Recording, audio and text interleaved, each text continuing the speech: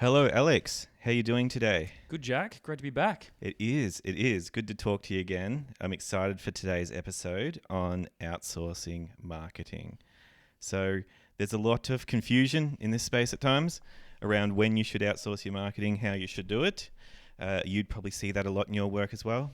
Yeah, I think it's a love-hate relationship. I think growing companies need and should outsource when they have to grow. You can't do everything yourself, but I think sometimes there's a bit of impatience of when and how they should do it. And I've probably sadly seen more instances where it's ended poorly than it's ended well. So should be done, can be done at the right time. So hopefully we can share some nuances where it does work. I am in the same boat as you. I've seen it go wrong most of the time. Occasionally it goes right. But let's share some stories. Do you want to go first about when you've seen outsourcing or marketing outsourcing go wrong? So once upon a time, there was a story for a company I worked with, and they were getting a lot of traction in Australia and New Zealand and winning these huge clients, and they'd just gone to the US.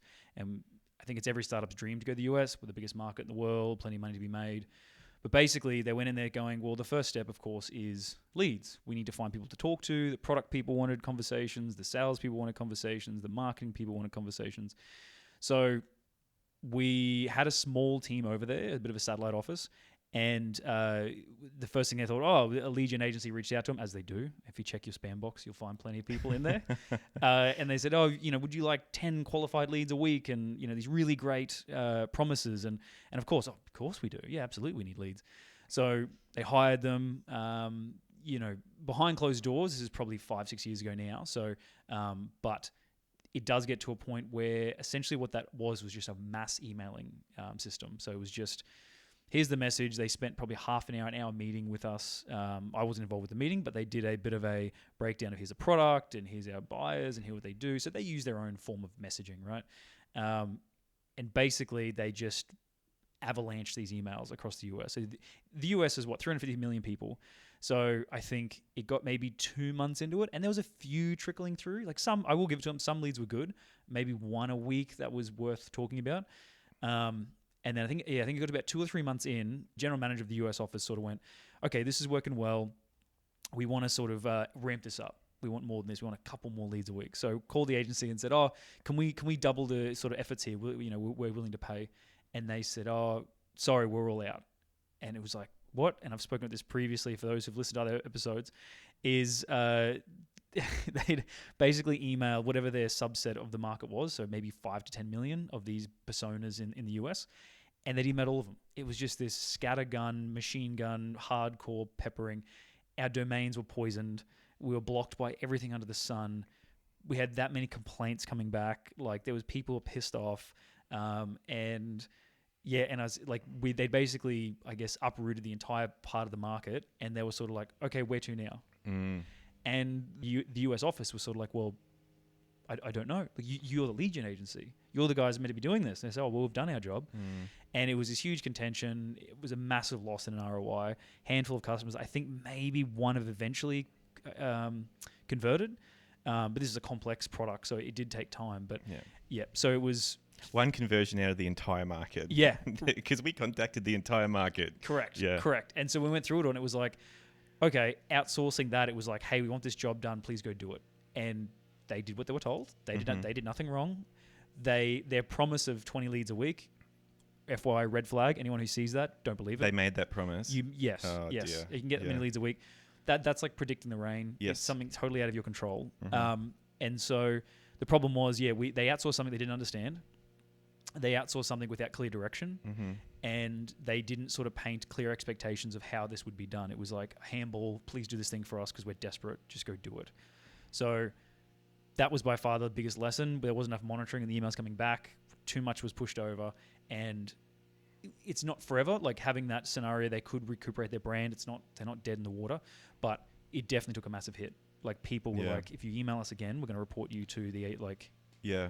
So anyway, that's one example of where it's done poorly. It's interesting because what comes to mind for me in that scenario is the red flag is outsource your entire growth to a lead gen agency. Like, it's and that's where the misconception comes in with this stuff sometimes, is that you can outsource your entire growth function.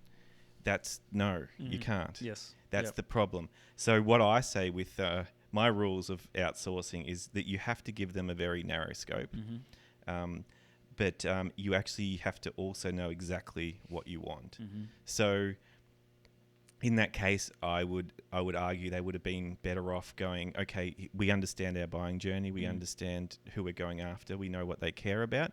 Can you play this small role in that overall process? But when I'm listening to you, I'm going, the message was more, can you do everything for us? Can you create, as a good point, like, can you create versus can you optimize? Yes. And I've got a rule of thumb where it's like, I don't think anything should be outsourced, marketing or not, but definitely marketing, until you do it enough times where it becomes monotonous. Like, where you get to a point where you're like, I'm sick of doing the same thing over and over and over and over again. Yes. I just want someone to slot in and do this repetitive process. Yes. Because I know how to instruct, I know how to teach it, and I know what to expect. And you go to them for the scale. Yes. And for maybe some increased efficiencies. Yes, and that's a good point. Yeah. I think it is outsourcing, same as budget. So the same thing is like more budget, more outsourcing is for scaling whatever exists. So if you're getting 1 in 100 success rate, then outsourcing is going to get you 5 in 500. Like, it's only going to keep you the same ratio. Like, you yourself, as much as you maybe don't want to, control that conversion rate. You have to figure out what works, because outsourcing what doesn't work. Like, I've seen, like I was saying, I'd probably say 80% of the time I've seen it done poorly. Yes. And usually, I mean, that's part of my job sometimes, coming in and trying to help that, to really pull it back and diagnose, well, what went wrong. And it's always the same things, right? It's like, they don't understand it properly. They've never done it. There's all these gray areas. And for that particular scenario, it was like, you don't understand your messaging enough, and you don't understand your buyers. And I'm like, open up any marketer's LinkedIn profile, and they all talk about the same stuff. Like, know your buyers, know the journey, know your messaging. And we all hear it, but very few people still do it. Yes. And do it well. Yes. And like, yeah. And that's what a big value of a consultant coming in is, that we remind everyone of that. Yeah. And that's what we push. Yes. Yes. And it's easier externally, like, in some ways, because we can come in and just see that and go, do this differently. Yes. People internally, you can get stuck. Yes. And you can stop seeing it from the buyer's point of view, because you're in it all the time. Yes. And I think that's, I think I was saying to you the other day that one of the best quotes I've heard was, it's hard to see the label from inside the jar. And like, it's a corny saying, but it's so true, right? Because I do the same, even with my own stuff. I think I'm doing all the right things, and then I take a look back at it, or I have a friend of mine who has a look at what I'm doing, and they're like, you're doing everything you tell people not to do. And it's like, I can't even see it that I'm doing it. So I think anyone who goes to outsource anything, so it's particularly with marketing, if you want them to, as you're saying before, create it and do the thing, do the growth, just don't save yourself the sort of challenges. Outsource what you can teach them and what you know the expectation is. I think that's probably the first rule of thumb. Yes. And you're saying before, clear scopes. Yes. And narrow scopes. Yes. Because they don't know your business. Yes. You know, they need to have a very specific goal that they're going for. So I'll give you an example of one I did recently for a client. Was I hired someone to do some calling for 10 hours a week, but I gave them the script, and they had one objective from those calls, which was just to get these people into a feedback session. So it was a light enough ask. They had the script. Most of these calls last about 60, 90 seconds. Like, this is the type of call that's all we needed them to do. I'd done it. So I'd made this work a few times, so I could outsource it. I didn't go straight to that. I'm like, I'll make it work a few times, get it right, then I'll outsource it. Yes. But it was very narrow. Here's the objective. It's just to get them into this Zoom meeting. Yeah. I think the same goes to, like, it's almost when you're hiring someone as well, right? Like, I think if you can do it, you know the expectations. I think that is something that marketing, sales, basically every other role, is that when you hire them in there, if you don't have a measuring stick or a datum to sort of go from, like, if you've done all the calls, you know the time it takes, the effort it takes, and a rough success rate. They may be better or worse than you. That's sort of up to their skill level. But if they said they did 3 weeks worth of work and didn't book a single, or whatever the outcome was, didn't book a single meeting in this case, to me that raised a flag and go, like, I've done this dozens of times. Like, can you show me what you're doing? There's something missing here. Yes. Because the problem is, and I've seen this happen before, is and I won't name names, but there was another startup as well that hired very quickly a salesperson and wasn't working. And the salesperson said, well, this is too hard. It's the product's fault. Market's not ready. All these usual things. We didn't have enough resources. The website's crap. And the founder didn't have anything to say because they couldn't say no.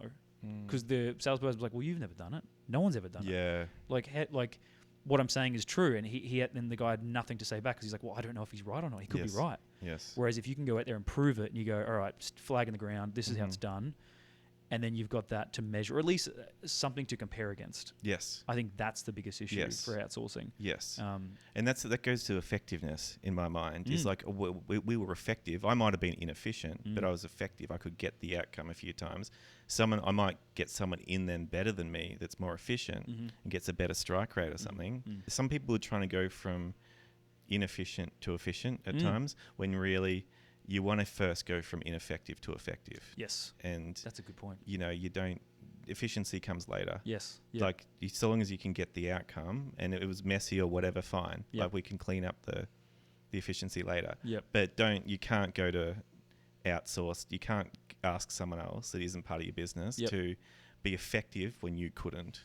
I have another story on that too, because there was one with, and I think you mentioned before, like the contextual knowledge behind it.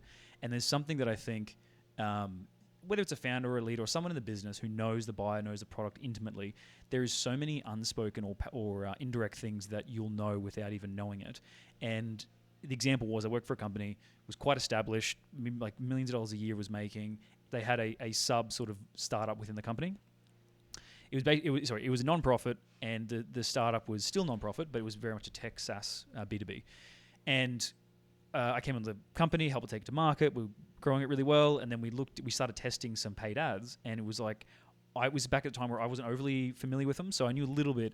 But we hired a guy in who I still talk to today. He's fantastic, and he went, okay, cool. Let's look at your strong points, right? Let's look at the messaging. How do we say it? It was a video, so let's keep it under 10 seconds to keep people's attention. Landing page, all the right things to do. What we found is that some of the strongest points we had was the brand reputation from the bigger company. So the bigger company was well known, smaller company was brand new. So, and rightfully so, it's like, well, let's see if we can use that to transfer some brand equity across. And we started putting this well-known brand on our ads, and basically getting to the point, it was about volunteering. And the software was a volunteer management, but the company did volunteering.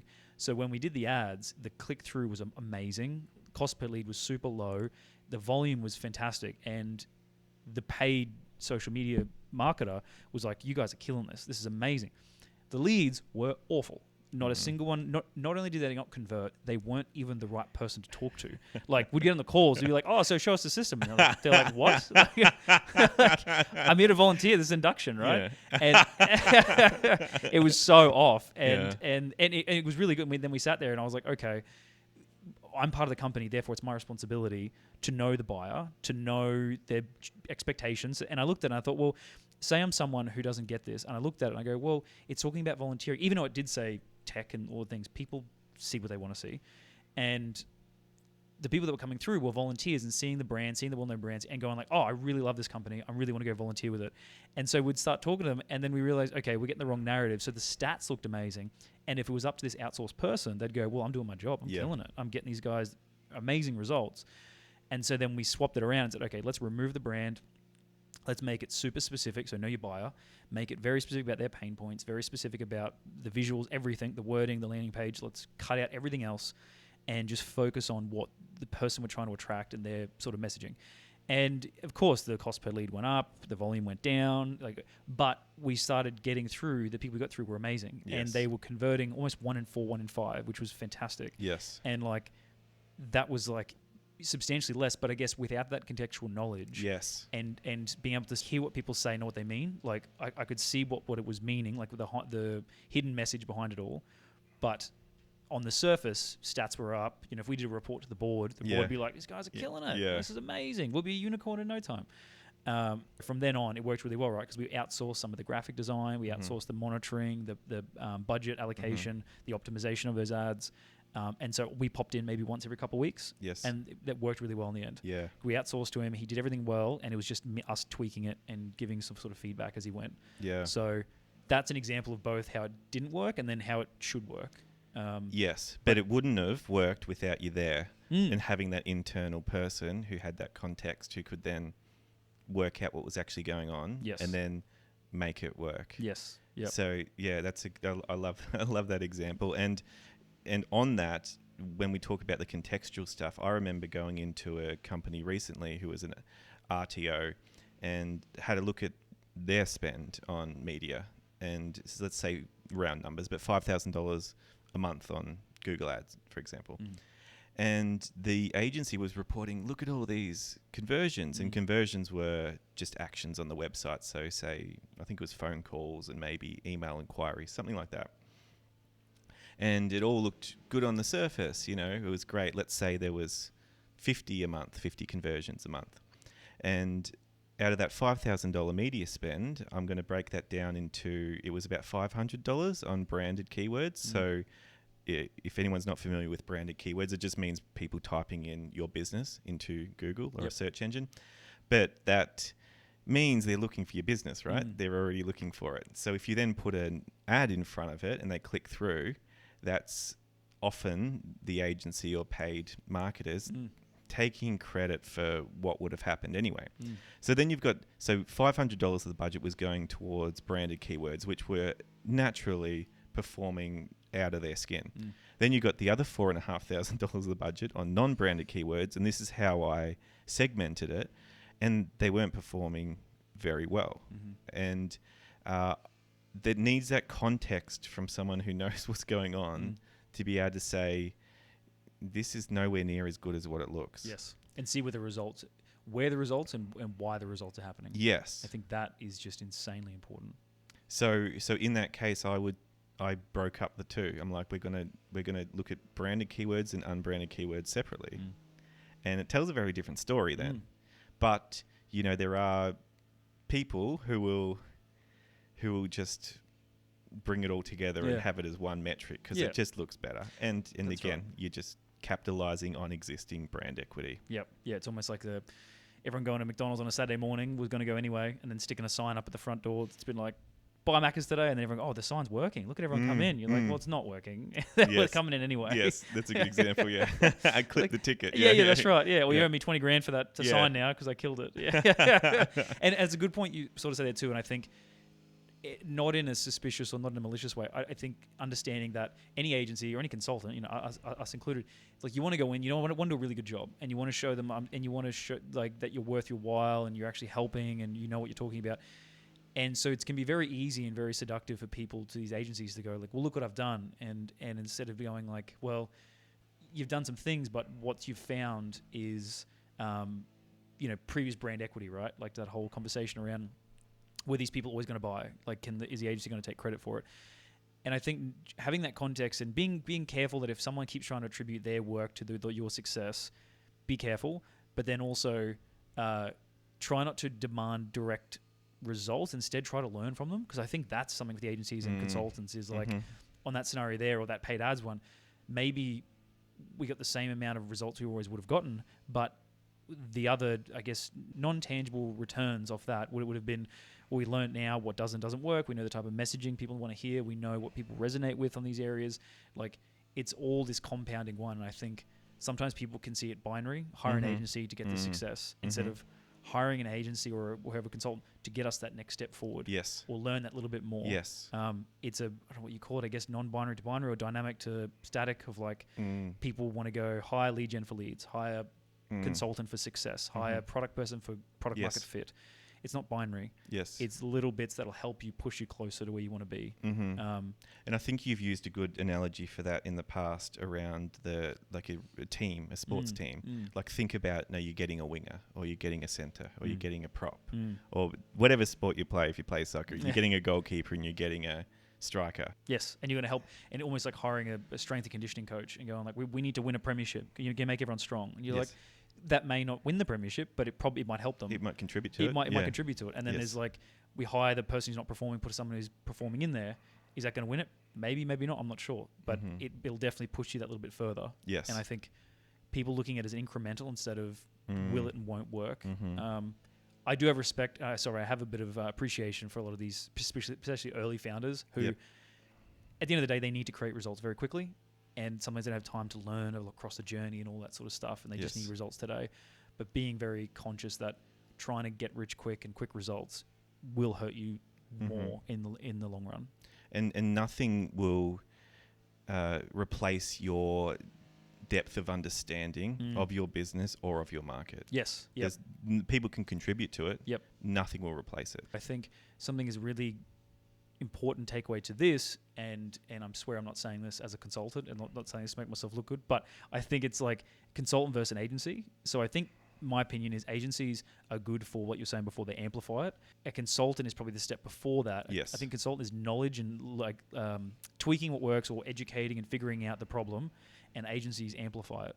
So if you don't know your messaging, an agency may not. They're probably only going to be more focused on executing. Yes. Whereas a consultant can come in and, I guess, sharpen the saw and figure out what does and doesn't work and sort of nail it, then look at an agency. And see the bigger picture. Yes. Yeah, the consultant can see the bigger picture because we've got the business model where we can do that. Yeah. An agency doesn't. Yes. They have to sell LinkedIn ads or Google ads or whatever they sell. Like that's their product. That's too. their that's their product. Yeah. That's right. Yeah. They don't.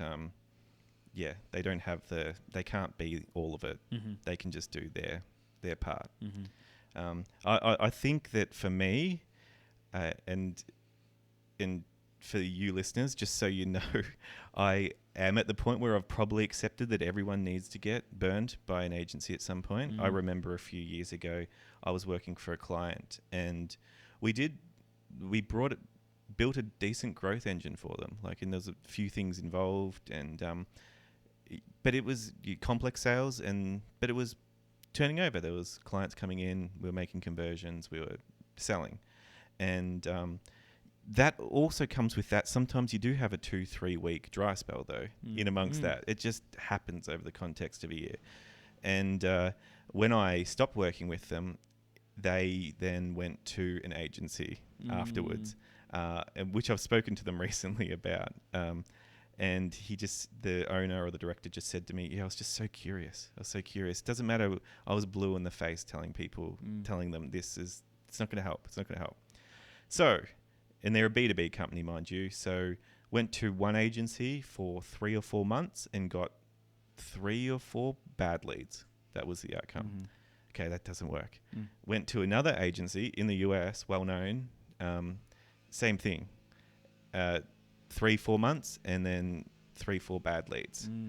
It's just, it happens every time. I see it all the time. And so if you are an owner or a CEO or a founder, or if you are tempted to go to an agency, by all means, just do it. Honestly, go get burned and then come talk to me because I've accepted that a lot of people just need to actually experience this. If you're curious, have a crack, and then if it doesn't work, take as much value as you can out of that. Why didn't it work? What was missing? Why did it go wrong?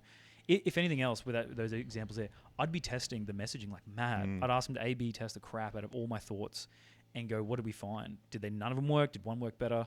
And then you sort of go from there. That's a good point, because then you do get something from it. Yeah. Yes, you got something from it, some learnings. Yes. As opposed to, a lot of the times it just ends badly. Yes. And the business owner or the CEO or whoever's hired the agency is just angry. But they're no better off. Yes. Whereas at least if you learned a little bit about the messaging or a little bit about something, there'd be some return there. Yeah. It's not a tangible financial return yet, but it contributes to that. And I think even not to sound like a meditation podcast, but it is like that sort of growth mindset. I hate that saying, but it is true. Like I always say, like if it's a consultant or even a product marketer as a role or a founder, whoever, I don't believe anyone has the answer. Like people who, particularly if you go on LinkedIn, you see these people with like, oh, this is what you do to be a success. Like they're full of shit. Like I think everyone knows what not to do in those examples. Like I think there's a million times you test and try, because every product, every market, every buyer, every person, every stage of the company is like, will be different. Things that'll work in your first couple of years won't work in years 5 to 6, and it'll change a lot. So I think outsourcing or not, you always got to be testing and learning and always figuring out what things change, and as you grow and as you develop your brand, right, you're probably going to rely more on your brand for scaling as you would to tactics or your network and things like that. So I think if you're going to do an agency, take it with the fact that, like, let's roll the dice. It could work. I'm not saying it won't. I'm not saying every agency will fail, but try it. If you can, take lessons from today and be very specific what you want, have an idea of the outcome you want, and use it to learn and develop a relationship with those agencies to go, like, let's try this, or what do you think about this, and learn, because they're experts in their field, hopefully. And so take what they come back with and go, like, hey, I've never seen this before. Why is that? What are they doing? And because every role I've been in, even for years, I'm constantly testing and figuring out, like, try this, pivot here, move this, or change this wording here, or maybe offer them this instead. I'll just add at the end there when you said they're experts at what they do, hopefully. And that is where I see some problems sometimes, is because they're not necessarily experts in getting leads for your business or good leads for your business. They're experts in running ads, for example, or creating ads, or using the tools like Facebook Business Manager or Google Analytics or whatever it is. They're experts in that. So if you can separate that in your mind as like they're good at the tools and they're good at maybe creating the ads, but they're not necessarily good at getting good leads for your business.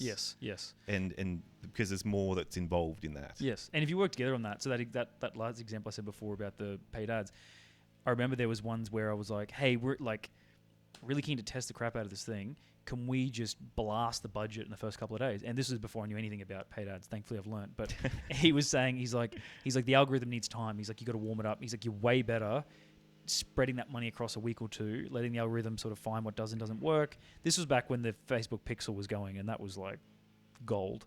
So he's like, don't do it. And I was like, oh yeah, again, curiosity got the best of me. Amped it up, put like $50 a day instead of $5 a day for 10 days. Ended terribly because then the algorithm goes, oh, this guy's going to be spending $50 a day. This is the routine we'll do. And then it just set bad expectations. So I think things like that, to your point, they know their world really well. Learn as much as you can and question it. If they're like, oh, you're not going to get many results, why? Why is that? What's different? Why doesn't it not work? Have enough humility to educate yourself on it. And that makes that relationship really good, because then you start ideating ideas together and you go back and forth and try different things and test things out. And maybe the answer is, hey, paid ads right now is not good for us. It's not going to work. And that happens all the time. Yeah. So at least you learn. That's your ROI. Yes. So you go to something else. Awesome. All right. Well, we've covered when, and how you should outsource your marketing, I think. Absolutely. So thanks for chatting again, Alex, and thanks to you listeners for tuning in. We'll catch you on the next episode. Thanks, mate.